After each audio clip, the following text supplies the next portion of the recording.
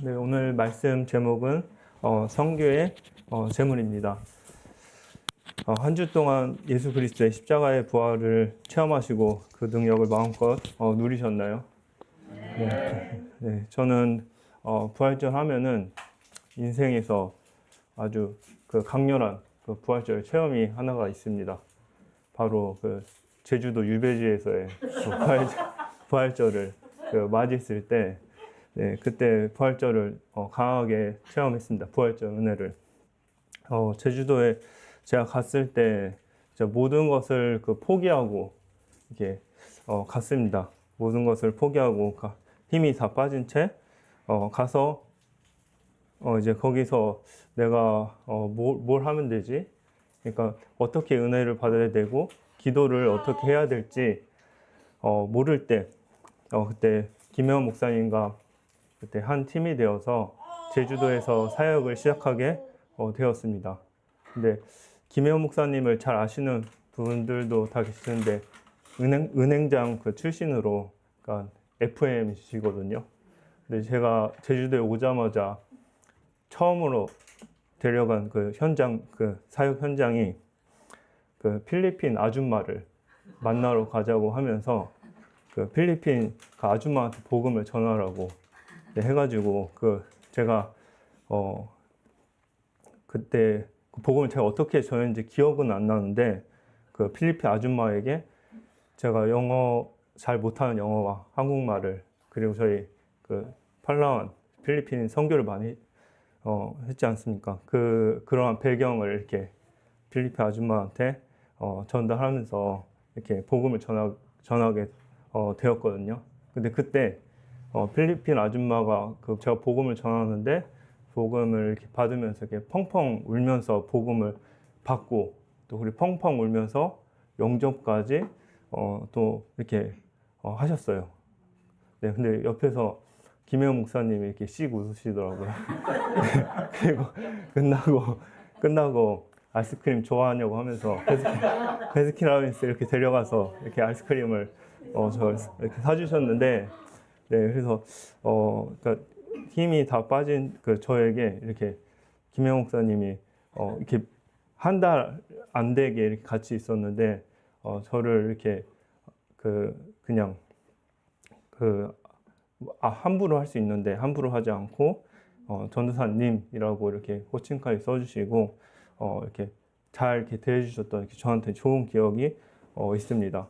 네, 그래서 근데 김영 목사님이 제가 내려간 지 한 달 안 돼서 심장마비에 쓰러져서 긴급 수술을 받고 또 안 되어서 며칠 안 되어 이렇게 소천을 하셨는데 그때 제가 그 기억이 엄청 강하게 남았거든요. 왜냐하면 그때가 제주도는 고사리 장마라고 있습니다. 봄에 오는 장마인데 이게 그 비가 엄청 많이 그 봄에 오면은 먼저 자라는 그 나물들 고사리가 그 비를 흠뻑 맞고 엄청 빨리 자라거든요. 그게 고사리 장마라고 하는데 이게 한 일주일, 10일 이렇게 넘게 오는데 그 김영 목사님이 돌아가실 때가 고사리 장마였어요. 그때는 해가 절대로 안 나오거든요. 네. 근데 막 비 오지 또 이렇게 장례식 갔다가 병원 갔다가 또 교회 성도들 또 이렇게 차량 운행하면서 정신없이 이렇게 장례를 또 이렇게 준비하고 또 교회 성도들을 만나면은 어린 아이처럼 제 앞에서 이렇게 울더라고요. 목사님이 갑자기 돌아가셨으니까 그냥 항상 목사님을 이렇게 못 살게 이렇게 굴었던 성도님들인데 돌아가시니까 이게 너무 이렇게 마음이 아팠나 봐요.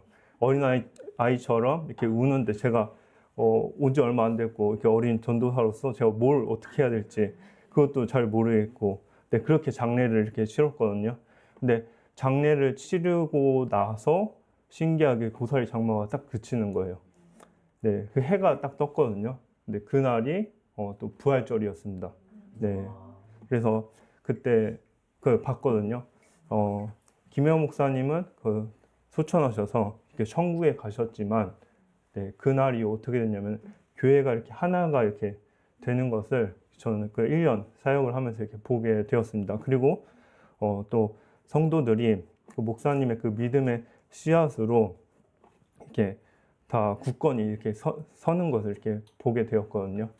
그래서 그 살아 계셨을 때 항상 목사님은 FM이니까 항상 이렇게 복음 얘기만 해서 막 다른 메시지, 다른 설교도 해달라고 이렇게 성도들이 목사님한테 요청을 했는데, 근데 그 목사님이 소천하시고 나서 그 우리한테 그 전해준 이 복음의 메시지가, 복음의 설교가 정말 우리를 위해서 이렇게 그 기본 바탕을 깔아 주시기 위해서 맨날 이 설교를 하셨구나라고 성도들이 이렇게 제가 간증하고 이렇게 포럼하는 걸 많이 들었습니다. 그래서 그때 그 부활절 체험을 하면서 죽음과 부활, 사람의 그 죽음과 그 사람이 그 남긴 것, 그냥 불신자가 아니라 신자, 그 하나님의 그 섭리와 그 역사를 이게 보게 되었습니다.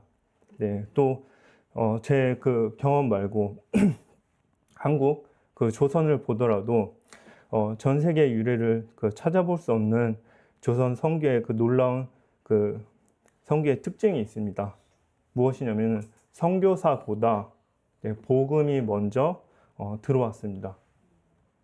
무슨 말이냐? 1866년 한국 최초의 선교사인 토마스 선교사님이 그 제너럴 셔먼호를 타고 대궁강에 들어와 무슨 복음을 전달하지 못하고 바로 죽음을 맞이하게 되거든요. 그때 성경책을 그 박충건이라는 그 군인한테 그 졸병에게 전달하게 됩니다. 그래서 그가 죽고 나서 토마스 선교를 파송한 영국 웨일즈의 그 하노버 교회에서 조선을 품고 기도해 주게 됩니다. 그리고 그 기도의 응답으로 중국에서 존 로스 선교사가 토마스 선교사의 순교 얘기를 듣고 조선을 마음에 품게 됩니다. 그리고 성경을 받은 그 졸병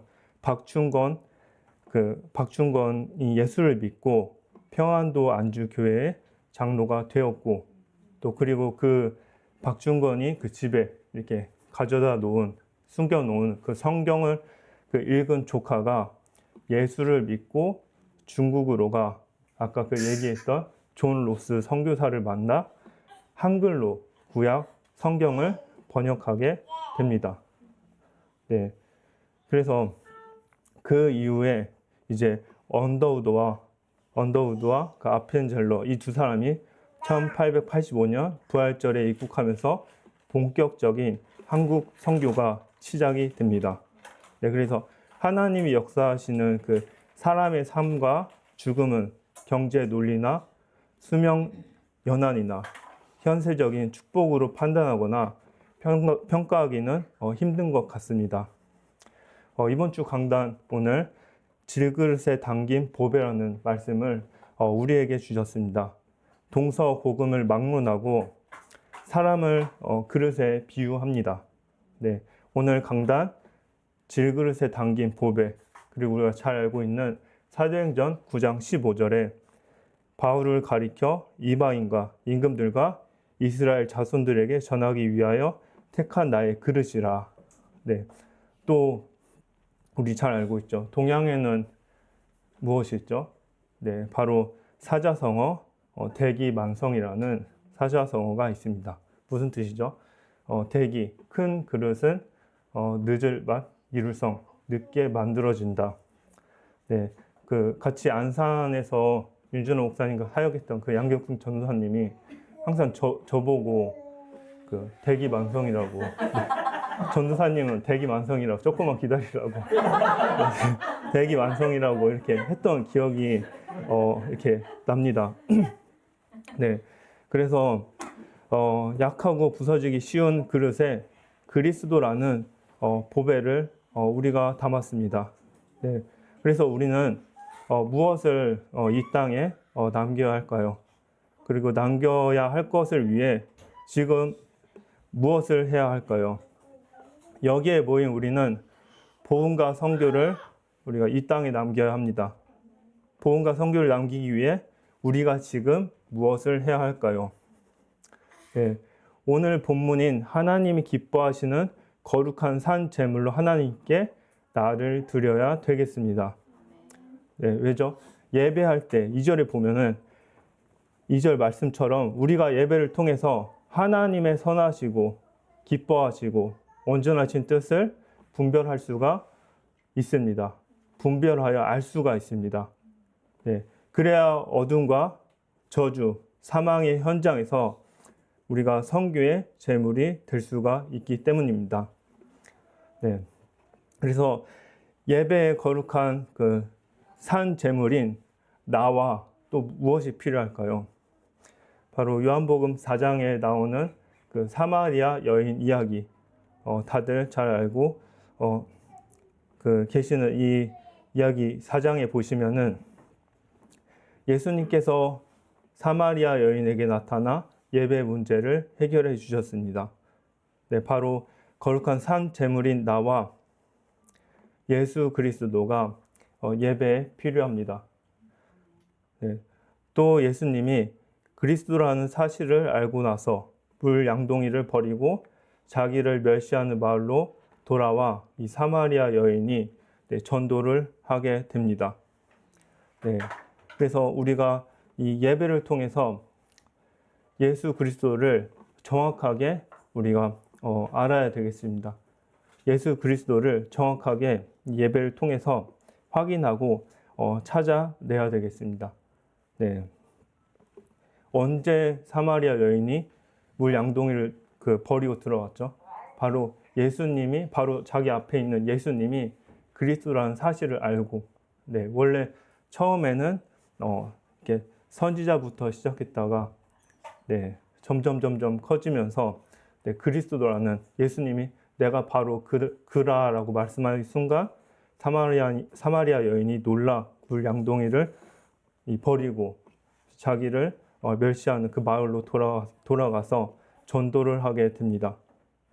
네, 그래서 우리가 이 예배에서 빠지지 말아야 할 게 무엇이냐? 바로 예수 그리스도입니다. 오늘 고린도후서 4장 4절 이 본문에 보면은 예수님께서 이 4장 4절을 보면은 그리스도의 영광의 복음의 광채라고 말씀하고 있습니다. 또 히브리서 1장 3절에 보면은 네, 이는 하나님의 영광의 광채시오. 네, 그냥 하나님의 영광이 아니라 하나님의 영광의 그 광채, 네, 그 영광에서 가장 빛나는 그 하이라이트, 네, 절정 중에 절정, 바로 예수 그리스도라는 것입니다. 네, 그래서 예수님을 만나면 이 사마리아 여인처럼 네, 그 사망과 고난, 환난을 오늘 우리가 받은 그 강단 본문처럼 이길 수가 있고 사마리아 여인처럼 내가 무엇을 해야 되는지 인생의 방향을 우리가 찾을 수 있습니다. 네, 오늘 강단 말씀처럼 아무것도 아닌 이 질그릇에 그리스도라는 보배를 담아야 하겠습니다. 네, 그래서 거룩한 산 제물로 나를 드리고 예배에 나를 드리고 그 예배에 바로 그리스도를 찾고 그리스도를 확인해야 되겠습니다. 창세기 4장에 우리가 더 자세하게 확인할 수가 있습니다. 창세기 4장 하면 무슨 내용이죠? 바로 가인과 아벨의 제사입니다. 네, 가인과 아벨의 제사. 우리가 이 내용에 대해서 그냥 단순하게 하나님께 어떠한 제물을 드렸는가라는 그 내용으로만 알고 있습니다. 근데 성경에서 정확히 확인해 보면은 하나님께서는 제물 하나만 받지 않으셨습니다. 네, 4장 4절과 5절에 확인해 보면은 여호와께서 아벨과 그의 제물은 받으셨으나 5절에 보면은 가인과 그의 제물을 받지 아니하신지라. 네, 그냥 그의 제물이 아니라 앞에 보면은 아벨과 그의 제물, 네, 가인과 네, 그의 제물. 바로 이 예배에 필요한 것이 무엇이죠? 나와 어린 양 대신 네, 그리스도입니다. 네. 그래서 하나님께 나를 드리는 이 예배에 어떻게 나를 드려야 될까요? 네. 구약의 제사처럼 나를 완전히 드려야 되겠습니다. 네, 번제죠. 우리가 그 성경 공부, 바이블 스터디에서도 윤준호 목사님께서 말씀해 주셨는데, 이 번제로 나를 하나님께 완전히 드려야 되겠습니다. 네. 근데 그 요리를 이렇게 많이 해보신 분은 잘 알 겁니다. 오늘 사모님도 이렇게 라면 끓이면서 이 장비가 바뀌었는데, 요리할 때 가장 중요한 것이 무엇이 중요하냐면 불이 가장 중요합니다. 불이. 네. 저도 요리를 이렇게 좋아하고, 네, 하는 걸 좋아해서 제일 먼저 뭘 보냐면은 이 화력부터 보거든요. 어디 놀러 가서나. 그래서 이 불의 세기로 또 요리의 맛이 달라질 수가 있습니다. 근데 이 구약의 제사에서 보면은 이 번제로만 제물이 다 타지가 않습니다. 구약의 제사에 보면은 번제 하나만 딱 드리는 게 아니라 그 제사의 방법, 여러의 그 제사의 방법이 이렇게 형식을 이렇게 달리해서 이렇게 한꺼번에 드려지거든요. 근데 마지막에 그 네, 전제로 도수가 아주 강한 그 포도주를 부어서 제물을 완전히 태워버립니다. 네, 무엇이죠? 바로 하나님께 나를 드릴 때, 네, 하나님 앞에 예배로 나아갈 때, 하나님 앞에서 강단 말씀에서 나의 생각, 나의 뜻, 내가 그 산산조각이 박살이 나야 되겠습니다. 네, 그리고 예배를 통해 하나님의 그 선하신 뜻, 기뻐하시는 뜻, 온전하신 뜻이 무엇인지 우리가 알 수가 있겠습니다. 네, 그래서 나를 하나님께 거룩한 산 제물을 드리고, 네, 그 예배를 통해서 네, 바로 그리스도를 확인하고 그리스도를 찾고, 네, 마지막으로 어떤 제물을 하나님께 드려야 되냐? 바로 로마서 15장 16절에 보면은 바울이 이렇게 말하고 있습니다. 이방인을 제물로 드리는 것이 성령 안에서 거룩하게 되어 받으실 만하게 하려 하심이라. 네, 하나님께 선교로 전 세계 이방인을 드려야 되겠습니다. 네, 우리의 선교 방향인 위전도 종족을 하나님께 그 선교의 제물로 드려야 되겠습니다. 네, 네, 하나님의 그 영광의 광채이신 그리스도의 중심으로 나를 하나님께 드리는 것, 그리고 전 세계 이방인 위전도 종족을 하나님께 드리는 것, 그리고 또 지금 우리가 일을 하고 있습니다. 나의 나의 현장, 그리고 우리가 파라 프로젝트를 하고 있는데 이 파라 프로젝트를 선교의 제물로 하나님께 드리는 것, 이 선교의 제물을 하나님께 드려 선교의 축복을 받는 파라 미션 교회 성도님들 되시길 기도합니다. 제가 기도로 말씀 마치겠습니다.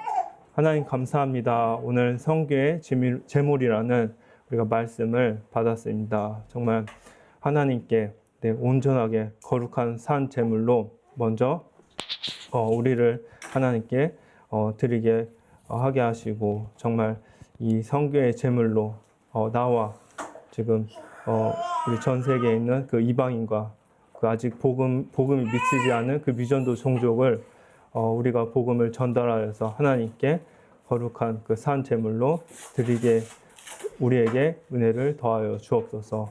선교의 축복을 더하여 주옵소서. 예수님 이름으로 기도했습니다. 아멘.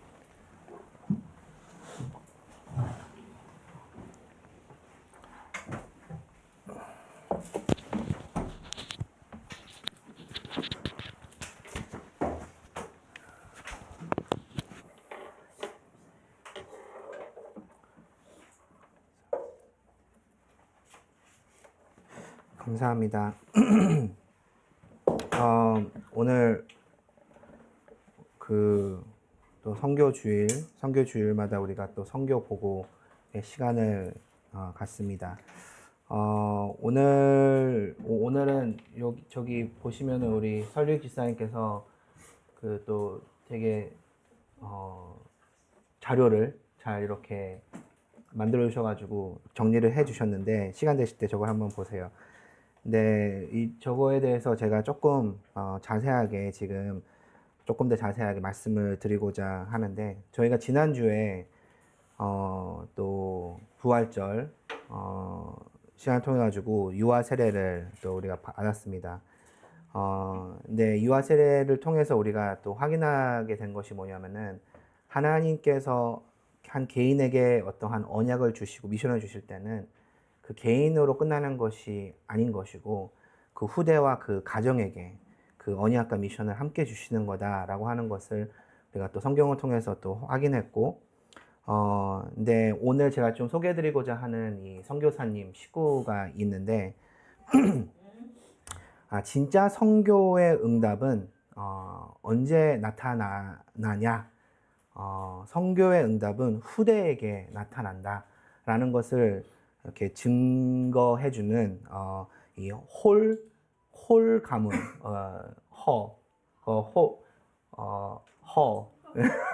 헐인데 한글 발음으로 하면은 홀 선교사님의 가문에 대해서 제가 좀 소개를 해드리겠습니다. 선교의 중심을 가진 부모 밑에서는 선교에 크게 쓰임 받을 수밖에 없는 후대가 나올 수밖에 없다라는 것을 또 우리가 확인할 수 있어요.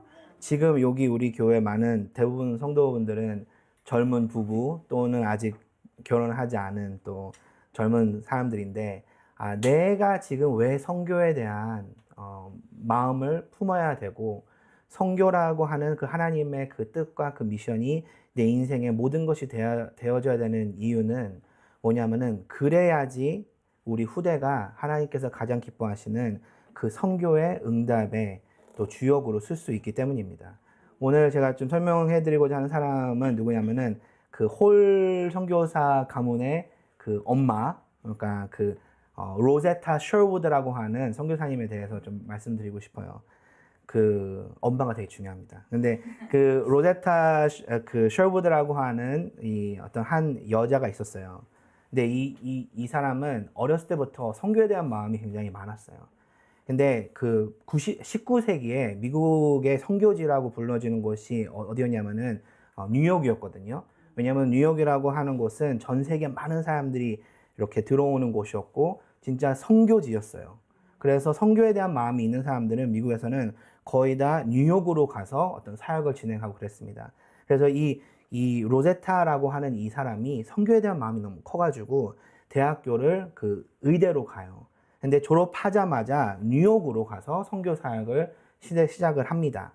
근데 거기서 윌리엄 홀이라고 하는 어떤 카나다 그 의사를 만나요. 근데 이 사람도 선교의 마음이 있어가지고 뉴욕으로 선교를 하러 온 거예요.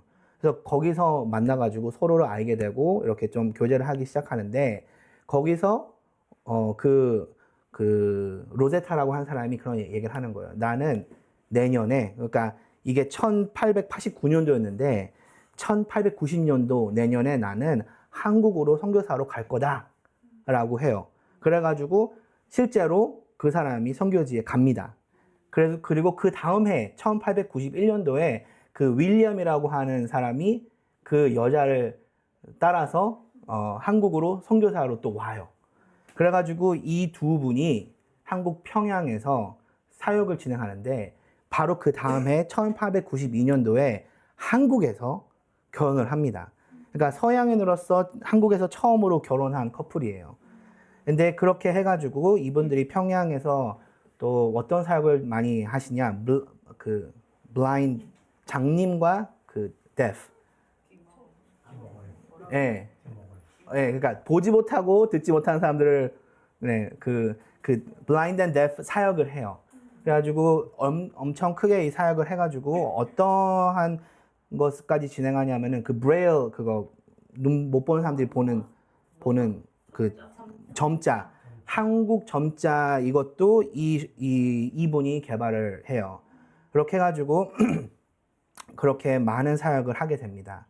그리고 그 다음 해 1893년도에 아들 셔우드 로제타라고 하는 아들이 태어나요. 이게 중요합니다. 좀 이따가 더 중요한 사람이 되는데 서양인으로서 한국에서 처음으로 태어나는 어떤 그런 삶이다라고도 기록에 써 있어요. 아무튼 선교지에서 선교사 자녀가 처음으로 한국에서 태어난 사람 중에 셜우드라고 하는 사람이 첫 번째예요. 근데 중요한 거는 바로 그 다음 해 1894년도에 그 아빠 윌리엄이 죽습니다. 그 군인들 그때 그 청일 전쟁이 마무리될 때였는데 근데 군인들을 이렇게 의료 치료를 하다가 그 장티푸스가 걸려가지고 돌아가세요. 근데 죽으시면서 하신 말이 뭐냐면은 한 생명의 희생으로 이 도시를 여는 것이 하나님의 뜻이라면은 내가 그 한 생명이 되겠다. 그러면서 돌아가십니다. 그리고 그래서 이 로제타 선교사님과 그 아들, 1살짜리 아들, 그리고 또 뱃속에는 또 딸이 있었어요. 그렇게 3명이 남게 됩니다. 근데 그래서 그때, 다시 미국으로 이 3명이서 돌아가요. 근데 여기서 중요한 게 뭐냐면은 돌아갈 때 박에스더라고 하는 한국 그 최초 그 여자 의사가 되는 사람이 있는데 이 사람을 이 선교사님이 미국으로 같이 데리고 갑니다. 그 미국에서 그 의술을 그걸 배우기 위해서 데리고 가는데 근데 이 에스더 파크라는 사람이 왜 중요하냐?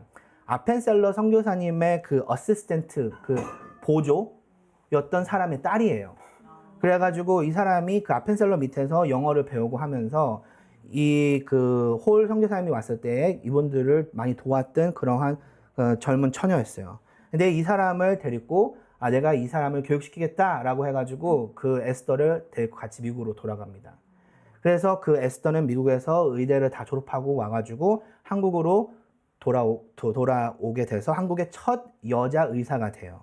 근데 어찌됐든 그래서 미국으로 간 후에 미국에서 딸이 태어나고 바로 그 다음 해에 1897년도에 한국으로 다시 돌아옵니다. 왜? 이 선교 사역을 이어가야 되기 때문에. 근데 오자마자 우리가 오늘 말씀 받은 것처럼 고린도후서에서 봤죠. 뭔가 하나님 앞에 은혜를 받고 어떤 결단을 하고 한국으로 왔으면 이제 모든 것이 잘 돼야 되겠죠. 근데 그렇지가 않아요. 한국에 와서 어떤 일이 일어나냐? 그 2살밖에 안 된 딸이 또 죽습니다. 1살이죠. 죽어요. 근데 그래가지고 그 딸이 죽고 나서 이 로제타 선교사님은 그 딸의 이름으로 한국의 첫 소아과 병원을 또 설립을 하게 됩니다. 그렇게 해가지고 딸도 죽고 또 선교 사역이 너무 또 힘들고 지치고 그래서 얼마나 이 선교사님이 힘드셨냐 미국으로 돌아가게 되는데 그 사나토리움이라고 요양원에 8개월 동안 입원을 해요. 너무 지쳐가지고. 근데 지쳤는데 거기서 나오자마자 또 바로 그 다음에 뭘 하냐? 한국으로 또 돌아옵니다. 한국으로 돌아와서 30년 동안 한국에서 선교 사역을 해요. 그래서 총 44년 동안 한국에서 선교 사역을 진행을 하십니다. 근데 이분이 한국에서 하신 선교 사역이 굉장히 많은데 그 여자들을 위한 첫 의대, 간호사들을 키우는 그 학교를 세웠는데 그게 지금 우리가 알고 있는 고려대 그 의대가 된 것이에요. 아무튼 이러한 과정 속에 이 로제타라고 하는 이 선교사님과 윌리엄 홀이라고 하는 선교사님 부부가 있었습니다. 근데 이 부부의 선교를 통해 가지고 그 아들 셜우드라고 하는 이 사람이 선교에 대한 그 하나의 미션을 받게 되는 것이에요. 그래가지고 다시 카나다로 돌아가가지고 의대를 졸업합니다. 근데 의대로 졸업하고 하는 과정에 어떠한 소식을 듣냐면은 그 아까 말했던 그 에스더 파크 이 사람이 그 셜우드에게는 데모였어요. 그러니까 굉장히 뭔가 막 가깝고 모든 것을 함께했던 그런 사람이었는데 그 결핵으로 에스더가 죽게 됩니다. 근데 그래서 그러한 것들을 이렇게 소식을 듣고 그 한국에 지금 결핵에 대한 이런 큰 문제가 있고 내가 지금 의사로서 하나님을 섬기고 싶다 해가지고 1926년도에 부인과 함께 다시 한국으로 선교사로 파송을 받고 오게 됩니다. 그때 한국은 5명 중에 1명은 결핵으로 많은 어려움을 겪고 있는 그럴 때였는데, 그래서 한국에 진짜 필요한 것이 뭘까? 나에게 가까운 사람들이 이런 결핵으로 지금 많이 또 죽어가고 있고 하는데, 그래서 그 셜워드 홀 선교사가 한국에서 그 결핵 환자를 위한 학교 또 요양소를 그때 만들면서 수많은 사람들을 돕는 또 그러한 선교 사역을 하게 됩니다. 그러면서 이분이 굉장히 특별한 그 선교적 그 프로젝트를 진행을 해요. 이거가 그 김일성 별장인가요? 저 위에 있는 김일성 별장 아시죠? 그게 어디에 있죠? 강원도? 고성에 가면 김일성 별장이라는 곳이 있는데, 그 별장이 이 셜워드 홀 선교사의 집이었어요. 그래가지고 거기 가면은 박물관처럼 셜워드 홀 선교사에 대한 인생 스토리 거기 쭉 있거든요. 근데 거기 보면은 이런 내용이 있는데, 이 사람이 선교 프로젝트를 진행을 하게 됩니다. 그때 한국이 굉장히 좀 힘들었고, 또 그러한 일본으로 침략으로 인해 지금 한국 사람들이 많이 힘들고, 그리고 한국 기독교인들은 힘이 많이 지금 없고, 뭔가 이럴 때 내가 어떻게 하면은 이 환자들도 돕고 한국 교회도 돕고 또 일본 이 침략 이런 거가 내가 어떻게 맞서 싸울 수 있을까라는 것을 고민을 하다가 만들게 된 게 크리스마스 시리라고 하는 프로젝트를 시작을 하게 됩니다. 그래서 크리스마스 시를 만들어서 다 아시죠? 그게 뭔지. 그걸 통해 가지고 또 펀드도 모으고 하면서 그 환자들을 돕는 일, 또 교회를 돕는 일, 그리고 일본과 맞서 싸우는 일, 이런 것들을 하게 돼요. 근데 여기 재밌는 스토리 중에 하나가 첫 크리스마스 실의 첫 그림이 뭐였냐면은 거북선이었어요. 왜요? 그 일본과 싸운다 라는 의미에서 그렇게 하게 됩니다. 엄청난 영향력을 이렇게 끼쳤고, 사회적으로도 또 기독교적으로도 또 영적으로도 많은 어떤 이런 또 선교에 큰 영향을 끼친 것을 우리가 또 알 수 있습니다. 근데 이러한 사역을 계속 하시다가 그때 일본으로 인해 추방을 당해서 1940년도에 추방을 당하셔가지고 그 인도로 가서 이 사역을 계속 이어서 하고, 그리고 1991년도에 돌아가시게 됩니다. 그래서 지금은 그 홀 선교사님의 그 가문 총 7명이 그 양화진 선교사 묘지 거기에 이렇게 묻혀 계세요. 그래서 제가 오늘 이거를 선교보고에 소개해드리는 이유는, 우리가 또 지난주에 우리에게 중요한 또 시간표가 있었고, 우리 교회에 또 중요한 또 방향이 있고, 우리 교회는 미션 교회죠. 선교를 위한 교회인데, 선교의 응답이 언제 오냐? 선교의 응답이라는 것은 도대체 뭐냐? 우리가 지금 선교적 프로젝트를 놓고 지금 계속 기도하고 준비하고 있는데, 진짜 선교의 응답은 하나님께서 언제 주실지 몰라요. 근데 가장 큰 선교의 응답은 우리 후대들이, 우리 자녀들이 진짜 이 선교에 본인들의 인생을 또 드리게 된다.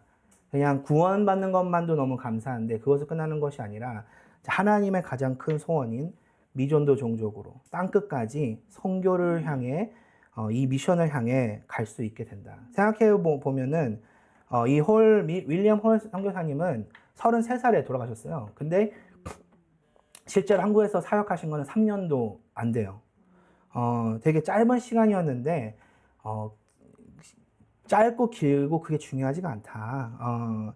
우리의 중심, 또 우리의 또 하나님 앞에서의 그 미션, 우리가 지금 이 선교에 우리의 모든 올인을 해야 되는 이유는 하나님의 가장 큰 소원인, 하나님의 가장 큰 또 뜻인 선교가 우리 후대들에게 전달되어질 수밖에 없는 이 응답이 있고, 그것으로 끝나는 것이 아니라 이 홀 선교사님의 이 한 가정으로 인해 대한민국이라고 하는 땅에 어떠한 또 선교적, 또 사회적, 또 메디컬 쪽에 그 어떠한 또 응답이 있었는지, 우리가 또 다시 한번 이렇게 또 보게 됩니다. 그래서 저희가 지금 매주 또 매달 선교 예배를 드리는데 이 속에서 우리가 붙잡아야 되는 언약은 또 이 속에서 우리가 확인해야 될 언약은 이 미션이 내 중심이 하나님께서 이 중심을 보시고 우리 후대들에게 이러한 응답을 할 수밖에 없다라는 것을 우리가 다시 한번 또 붙잡게